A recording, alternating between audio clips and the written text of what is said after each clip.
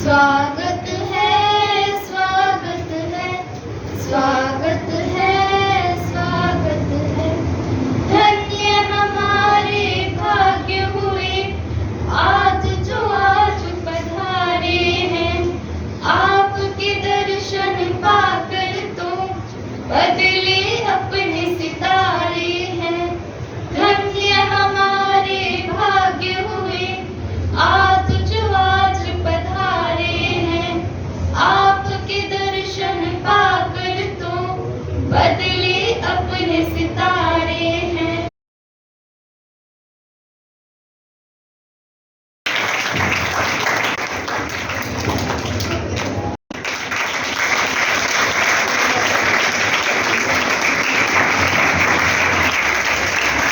अंदर in charge madam Asha ji, इन सबका हम सेंट आरसी परिवार की तरफ से हार्दिक स्वागत करते हैं कि आपने अपना बहुमूल्य समय निकाल करके बच्चों को, हमारे अध्यापकों को और हमारे पूरे परिवार को आपने जो समय दिया उसके विषय में संक्षिप्त रूप में ही सही अपने वचन रखें।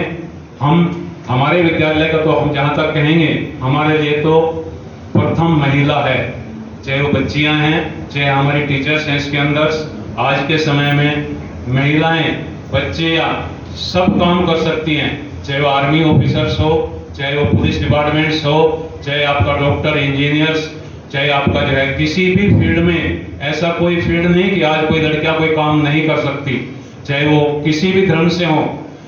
सबसे अच्छी बात यह है कि विद्यालय एक ऐसी जगह है जहां पर न कोई धर्म का पक्षपात होता है, न किसी जात पात का होता है और न किसी ऊंच नीच का या किसी अमीर गरीब का। यहाँ पर आने के बाद में सभी बच्चे, सभी स्टाफ एक परिवार के रूप में रहते हैं, एक परिवार के रूप में कार्य करते हैं, अपनी भावनाएं उसी तरह से रखते हैं जैसे अपने परिवार के अंदर रखते हैं। तो ये हमारे परिवार की सबसे बड़ी देन है। और मैं आप सबको विदित करना चाहूँगा कि हमारे विद्यालय में जो प्रत्येक वर्ष हमारे बोर्ड का रिजल्ट आता है, आप सबको जानकर खुशी होगी कि अधिकतर लगभग 90% हमारी लड़कियां ही हमारे स्कूल को टॉप करती हैं। और वही लड़कियां डिस्ट्रिक्ट में जो सीबीएसई का स्कूल्स हैं उनका जो बोर्ड रिजल्ट आता है सीबीएसई बोर्ड्स का, लगभग हम 40 स्कूल हैं डिस्ट्रिक्ट के अंदर। ऐसा कोई साल नहीं जाता जब हमारी बच्चियां अपने डिस्ट्रिक्ट में अपनी 10th टॉप की जो मेरिट बनती हैं उसमें बच्चे अपना स्थान ना दिखवाएं इसके अंदर। तो यदि एक वर्ष इसी विद्यालय के अंदर सभी बच्चों के बोर्ड एग्जाम्स होते हैं और कोई और सेंटर नहीं होगा, इट मीन्स कि ये विद्यालय सीबीएसई के जो क्राइटेरिया है, चाहे वो रिजल्ट्स का है, चाहे वो डिसिप्लिन का है, चाहे वो इंफ्रास्ट्रक्चर्स का है, चाहे टीचर्स का है, उस सब के अंदर सबसे अच्छा माना गया, तभी सीबीएसई बोर्ड ने इसको बोर्ड एग्जाम सेंटर रखा। तो इस सब में आप सबका योगदान है, सबसे योगदान है कि आपके रिजल्ट की होगा। तो मैं यही बार बार कहना चाहूँगा कि बार बार ये लड़कियाँ हमारी जो बैठी हैं, बच्चियाँ बैठी हैं, ये अपने आप को किसी भी रूप में कम न माने। मैं उनकी माताओं से भी, उनके पिता से भी अनुरोध करूँगा कि वो पार्शियलिटी जो हमारे 50 साल 100 साल पहले होती थी उसको खत्म करें पूरी तरह से। पढ़ने के बाद बेटा बेटी में कोई अंतर नहीं है, कहीं हद तक बेटी ज्यादा अच्छा ध्यान रखती है, परिवार का भी समाज का भी, अपने कार्य क्षेत्र में भी सबसे अच्छा वो ध्यान रखते हैं, बहुत अच्छे आते हैं। अभी आपने देखा होगा, एक बार मैं और अनुरोध करूंगा अपने बच्चों से कि वो ठीक है एजुकेशन लें, जॉब करना चाहें जॉब करें, कोई काम दूसरा करना चाहें वो कर सकती हैं, अपना अपनी स्टार्टअप स्टार्ट कर सकती हैं, अपनी कोई इंडस्ट्री, अपनी कोई दुकान, अपना कोई मार्केटिंग कुछ भी कर सकती हैं, सभी फील्ड खाली हैं उनके लिए।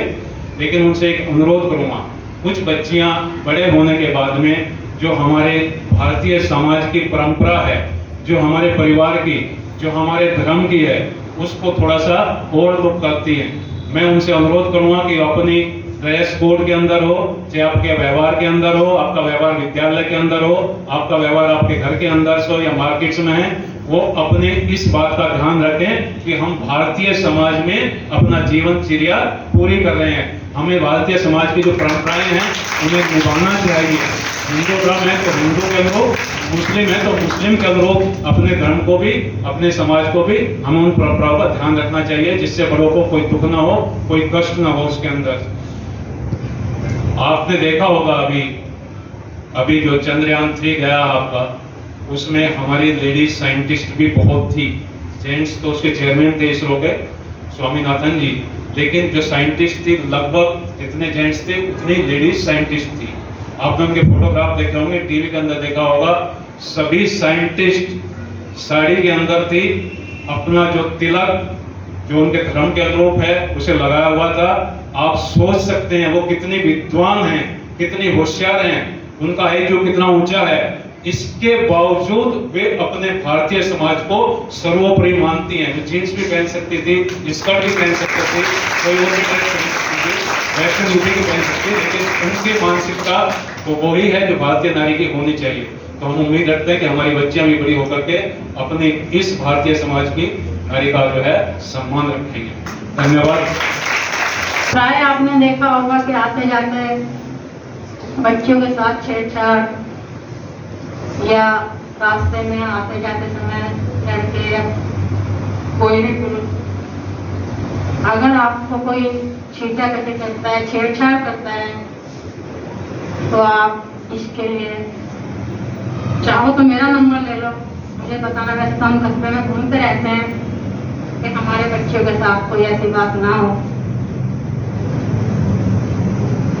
फिर भी हमारी सरकार ने भी बच्चों के लिए और महिलाओं के लिए हेल्पलाइन नंबर चलाए हुए हैं। जैसे कि हम समय समय पे स्कूल में जाकर बताते भी रहते हैं उनको। जैसे 1090 नंबर है, महिलाओं का नंबर है। आपको कोई दिक्कत है, परेशानी है, तो आप 1090 पे कॉल कर सकती हैं।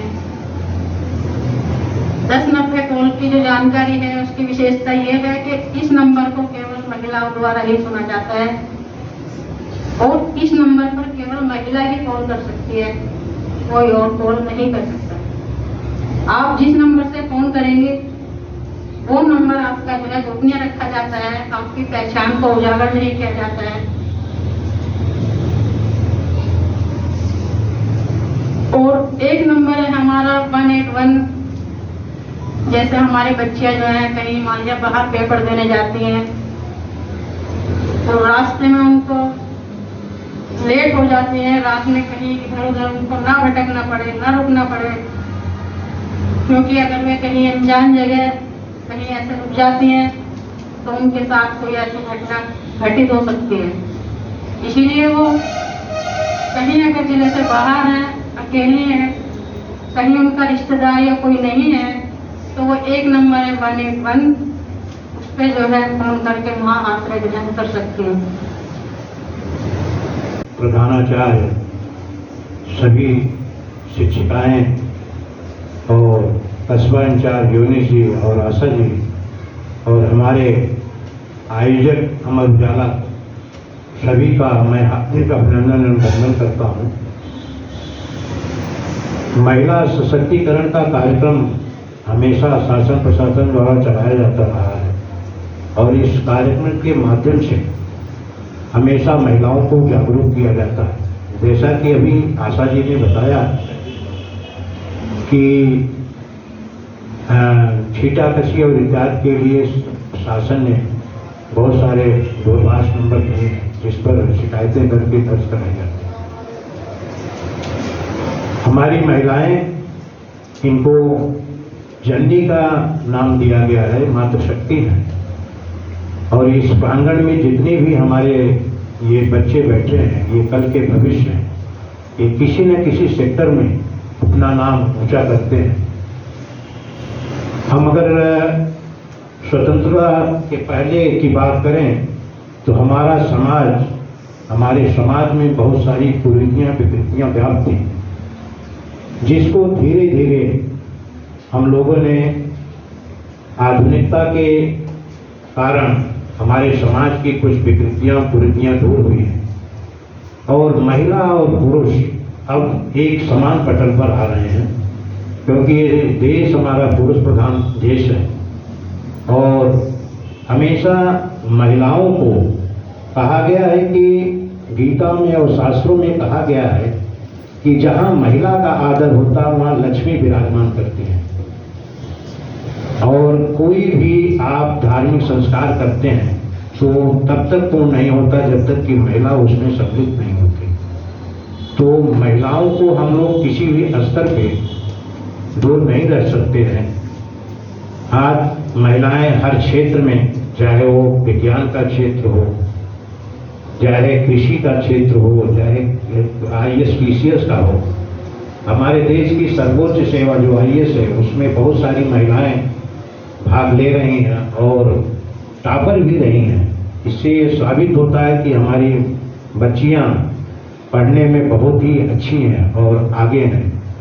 इस प्रांगण में जितनी भी बच्चियां बैठी हैं ये देश के कल के भविष्य हैं। इसमें न मालूम कितने साइंटिस्ट होंगे, कितने आर्टिस्ट होंगे, कितने PCS होंगे। लेकिन मैं इस मंच के माध्यम से कहूँगा कि जो हमारी मातृशक्तियाँ, हमारी माताएं हैं, वो जब हमारी एक लड़की जो मातृजननी कही जाती है, कल का वो भविष्य होगी, उसके पैदा होने पर वो अंतर्मन में पिशाब रहती है। सबसे पहले हमें इस चीज को दूर करना पड़ेगा, क्योंकि अगर किसी के घर में लड़का पैदा होता है तो बड़े हर्षोल्लास के साथ पूरा परिवार एक उत्सव मनाता है। तो मैं इस मंच के माध्यम से चाहूँगा कि जो भी यहाँ पर उपस्थित है या जो उपस्थित नहीं है उनको एक संदेश दें कि अगर किसी के घर में लड़की पैदा होती है तो उससे कहीं ज़्यादा धूमधाम से उसका उत्सव मनाया जाए और उसके नाम से, उसके आंगन में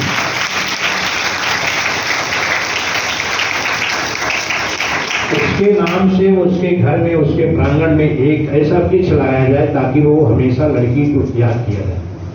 और जितनी भी हमेशा पुरुष प्रधान देश में महिलाओं को कुछ न कुछ झंझावातों से गुजरना पड़ता है, लेकिन हम अगर संतुलन और सामंजस्य बनाते हैं तो हमारा पारिवारिक जीवन बहुत अच्छा और सुखद होता है। हम लोग अनुभव करते हैं प्रशासनिक सेवाओं में भी कि जहाँ एक अच्छी महिला घर में निवास करती है वहाँ सारे दुखों का विनाश होता है। और जहाँ एक महिला कोई, और सभी क्षेत्रों में सहभागिता इनकी बहुत जरूरी है, क्योंकि बहुत सारे लोग तो कभी पायलट नहीं होते थे, अब पायलट भी महिलाएं हो रही हैं, साइंटिस्ट हो रहे हैं, IAS हो रहे हैं, PCS हो रहे हैं। तो इन महिलाओं को, इन लड़कियों को जितना हम जागरूक करेंगे, जितनी अच्छी शिक्षा देंगे, वो आगे बढ़ेंगी। मेरा ये मानना है कि अगर हम इनको लड़कों के बराबर सारी सुविधाएं दें तो शायद लड़कों के 5 गुना आगे जाएंगे। इनमें इतना करोड़ों की क्षमता है। आज के इस आधुनिक युग में मैं देखता हूं कि अगर जो हमारा कल्चर है, जो हमारी सामाजिकता है, जो हमारा संस्कार है, वो आधुनिकता के इस क्षण में विकृत रूप धारण कर रहा है और हमारा जो संयुक्त परिवार की परिभाषा है वो एक उसको विघटित होता हो रहा है। जहाँ पर आज देखने को मिलता है कि कोई भी लड़का अगर शादी हो जाती है तो कोशिश ये करता है कि हम पत्नी के साथ ही रहें, अपने माँ बाप को छोड़ दें। लेकिन उस माँ बाप के दर्द को देखें। कभी आप वृद्धाश्रम और वहाँ पर जाएं तो वहाँ पर उन देखेंगे कि वो माँ बाप जो किसी बेटे को अपने निवालों को छोड़ करके, अपने निवालों को कम करके पढ़ाते हैं, लिखाते हैं, लेकिन वही एक बेटा जब वो शादी हो जाती है, न वो उसकी पत्नी आती है, तो माँ बाप को छोड़ देता है और अलग घर बसा देता है। तो ये हमारे समाज की बहुत सारी विकृतियाँ हैं जिसको हमें दूर करना होगा।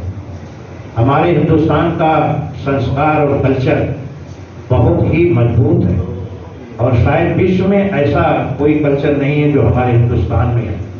सारे देश हमारे सांस्कृतिक कल्चर को एडॉप्ट करते हैं और इसका अनुसरण करते हैं कि भारत देश ऐसा देश है जहाँ विभिन्न धर्म संप्रदाय के लोग, विभिन्न धर्मों के लोग निवासित हैं और लेकिन इस संस्कार को सभी लोग आदर सम्मान करते हैं देश में, और विदेशों में भी इसकी बहुत चर्चा होती है।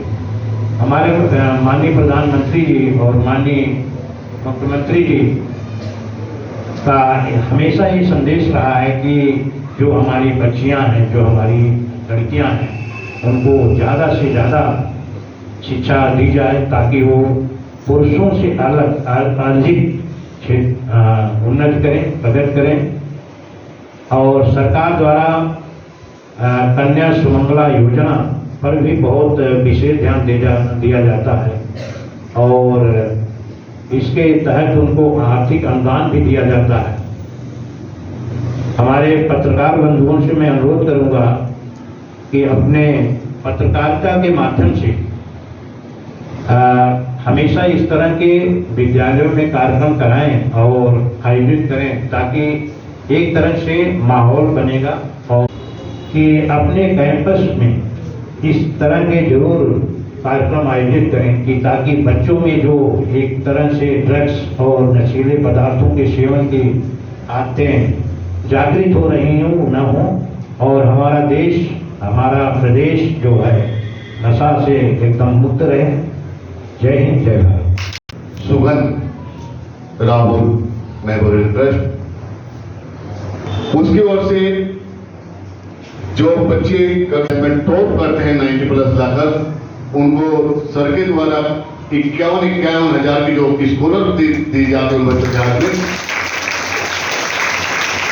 एसडीएम साहब और झिंझाना थाने से प्रशासन अधिकारी हमारे बीच है। मैं चाहूंगा, सर की आज इच्छा है कि एसडीएम सर के हाथों से वो होनहार बच्चों की याद में, जो हमारे होनहार बच्चे हैं, वो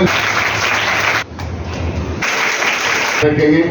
खान जी, आशा जी आज इस प्रोग्राम में आए। ये विद्यालय परिवार आपका हमेशा आभारी रहेगा, और उम्मीद रखेंगे कि भविष्य में आप इस परिवार को मार्गदर्शन